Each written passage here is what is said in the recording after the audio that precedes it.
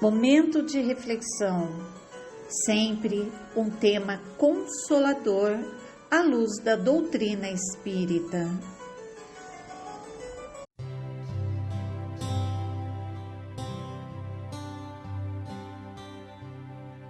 Nosso tema de hoje é Jesus, o médico das almas.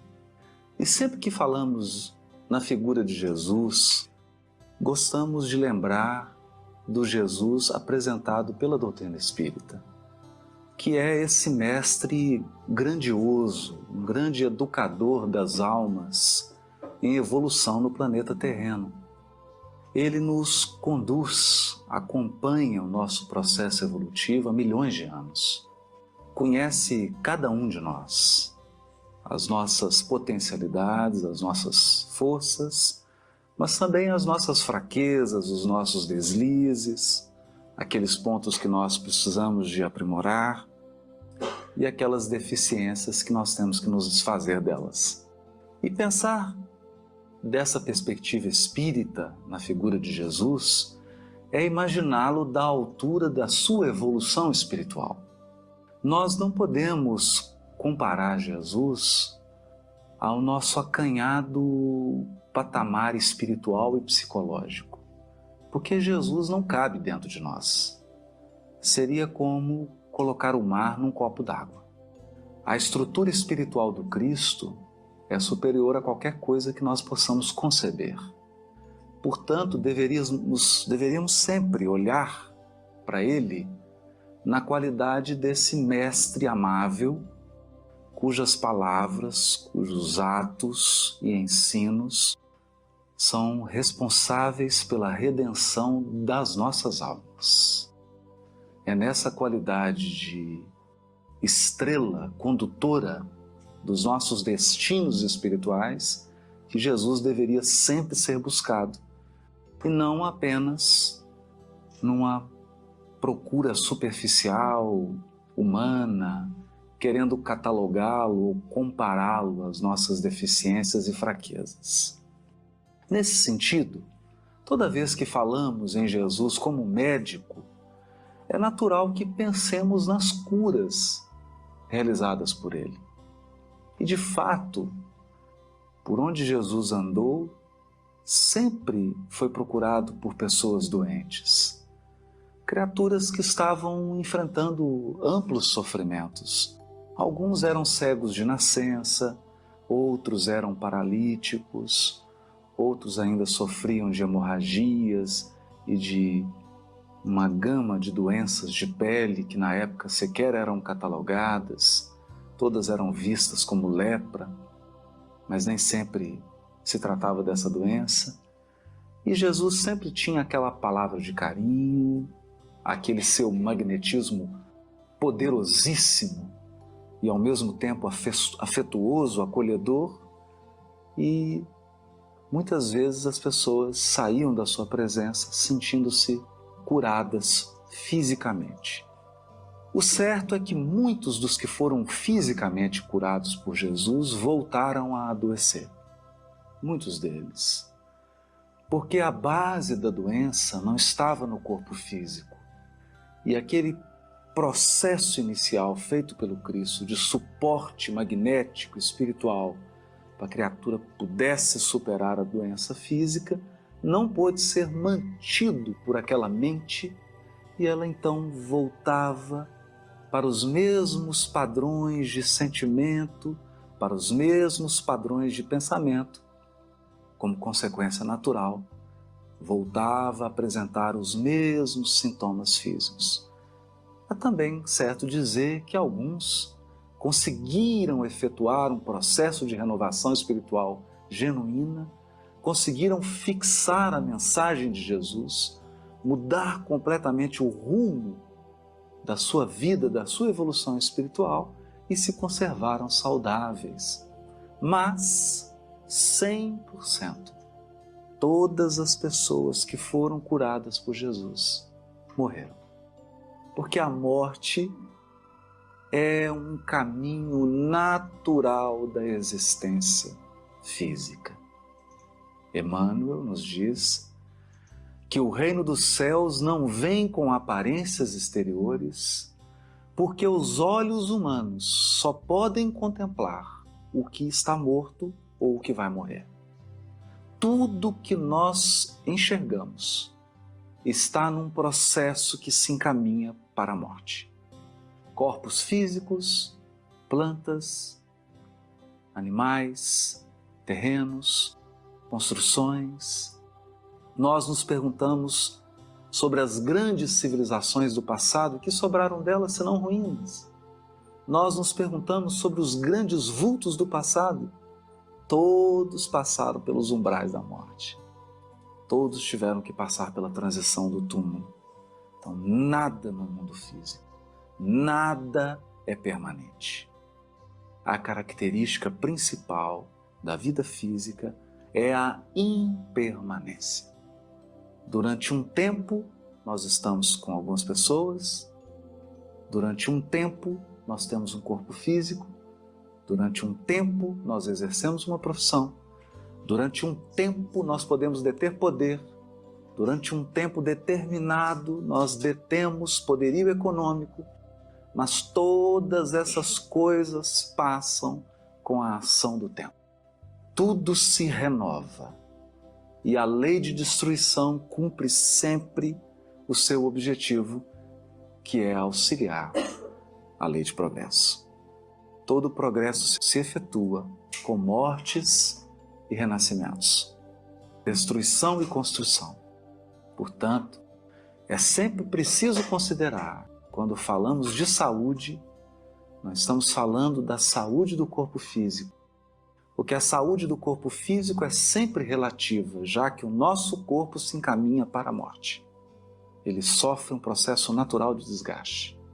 É da natureza do corpo físico acabar, desgastar-se, até que ele não tenha mais forças e liberte o espírito para novos ângulos do seu desenvolvimento espiritual.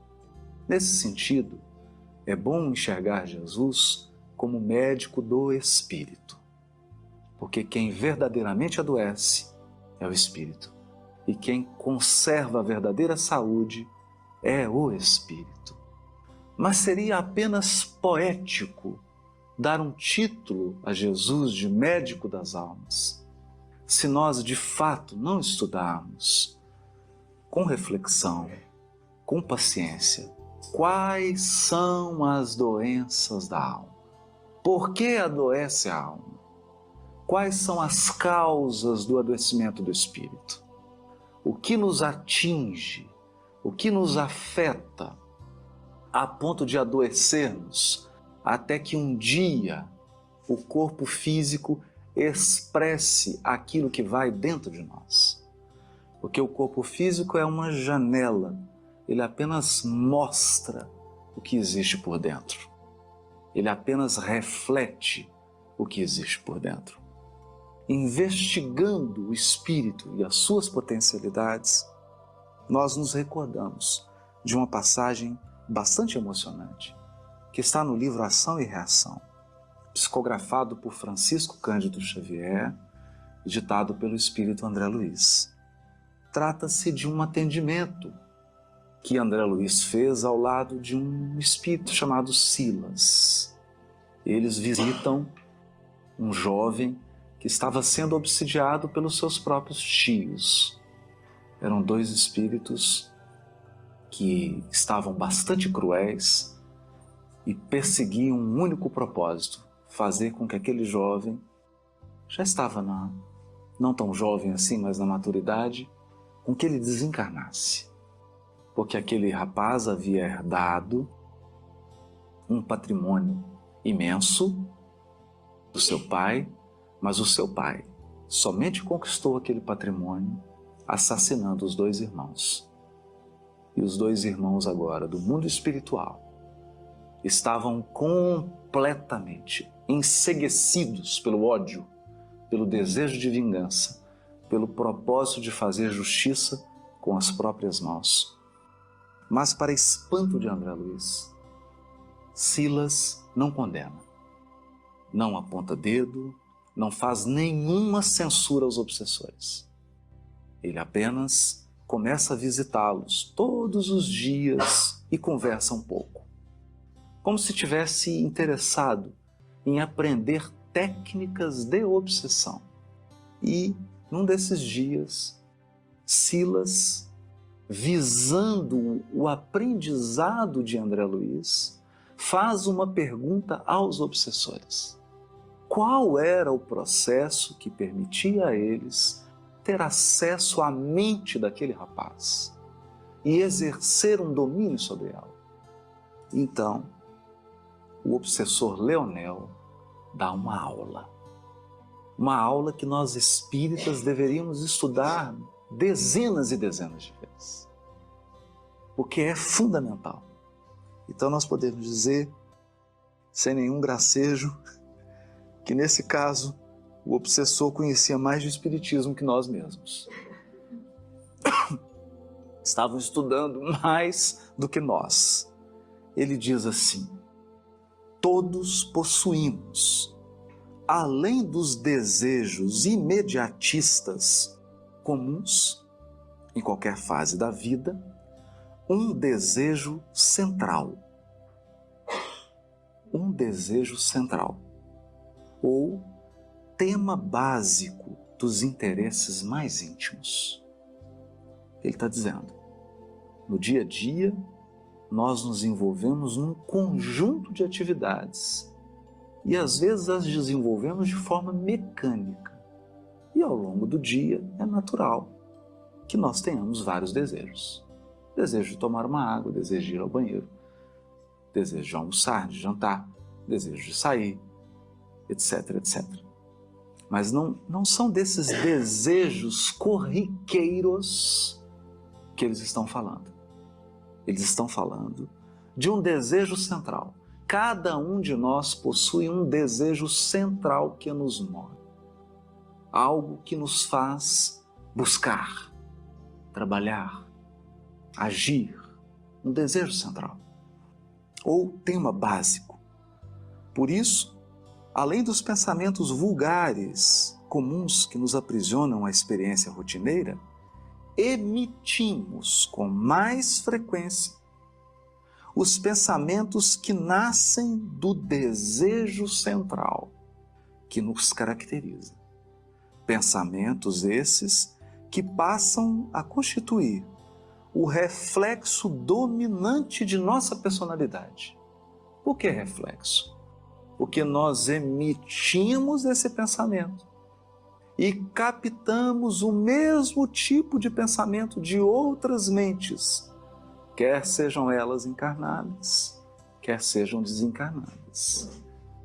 Isso então estabelece um circuito de troca mental, em que a criatura passa a vibrar num circuito fechado por 10, 20, 30, 40, 50, 60, 70, 80, 90 anos. No caso do rapaz que estava sendo obsidiado, seu desejo central, aquilo que movia o seu espírito, era a vontade de acumular bens materiais e alcançar prosperidade financeira. Era esse o desejo central. Essa era a mola básica do seu psiquismo. Ele pensava várias coisas, mas milhares de vezes ao longo do dia, ele voltava para esse pensamento do dinheiro, dos bens. E assim emitia e captava pensamentos. Desse modo, continua o obsessor, é fácil conhecer a natureza de qualquer pessoa em qualquer plano, através das ocupações e posições em que prefira viver. Assim é que a crueldade é o reflexo do criminoso. Interessante. A tônica do criminoso é a crueldade. A cobiça é o reflexo do usurário. A maledicência é o reflexo do caluniador, o reflexo do ironista. E a irritação é o reflexo do desequilibrado, tanto quanto a elevação moral é o reflexo do santo. Conhecido o reflexo da criatura que nos propomos retificar ou punir, olha que a fala do obsessor. Ele está dizendo, conhecido o reflexo da criatura, que a gente quer retificar, que a gente quer corrigir ou punir, é muito fácil superalimentá-la com excitações constantes, robustecendo-lhe os impulsos e os quadros já existentes na sua imaginação e criando outros que se lhe superponham, nutrindo-lhe dessa forma a fixação mental. Aqui que está o ponto. Fixação mental.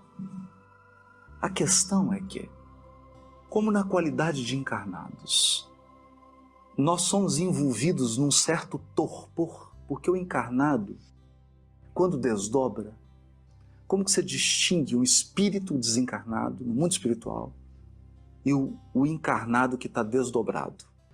O encarnado desdobrado é sempre sonolento. Ele parece um sonâmbulo, com raras exceções. Basta lembrar dos nossos sonhos. Os nossos sonhos são relâmpagos de lucidez. Porque a maioria dos encarnados dorme. Um sono que é o sono da falta de presença, da falta de atenção. A maioria das coisas que faz mecanicamente e não se percebe do que o move. Não se dá conta de quais desejos o levam a fazer coisas. Ele simplesmente faz, inconsciente. Então o grau de inconsciência é tão profundo, que o que ele tem vontade de fazer, ele faz sem pensar, nem que ele está com vontade.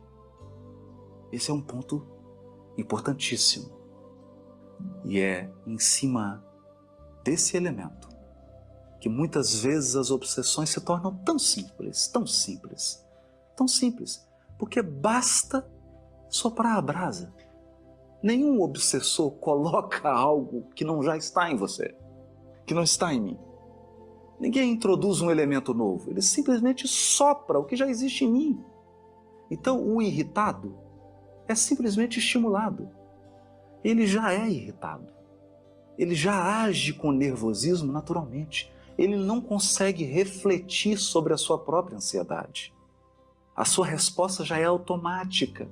Ele é um sonâmbulo, ele não pensa, ele não sente, ele não para, não se conhece. Não há espelho, ele não se enxerga.